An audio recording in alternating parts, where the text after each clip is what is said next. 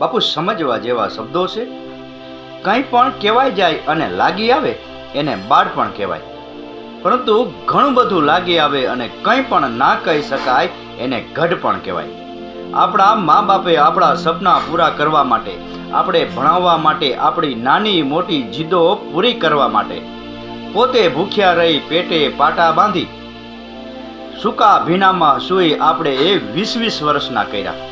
અને એ જ દીકરો મોટો થઈ અને માવતરને કહેશે કે તમે અભણ છો, તમને કંઈ ખબર ના પડે, ત્યારે એ ઘરડા મા બાપ ઉપર શું વીતી હશે એની કલ્પના કરવી પણ મુશ્કેલ છે.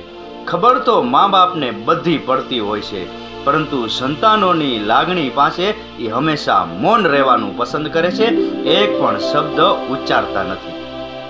આજના સંતાનોને ખાસ વિનંતી છે કે માવતર સાથે ક્યારેય આવું વર્તન ના કરવું જોઈએ, કારણ કે જ્યારે આપણે મોટા થશું અને આપણા જ સંતાનો આવા શબ્દો ઉચ્ચારશે ને, ત્યારે આપણે ખબર પડશે કે આપણે આપણા માવતર સાથે કરેલું આ વર્તન કેટલું યોગ્ય અને ઉચિત હતું. રાકેશ ગીરીના આ શબ્દો સમજાઈને વંદન. આપનો દિવસ શુભ રહે. મહાદેવ હર.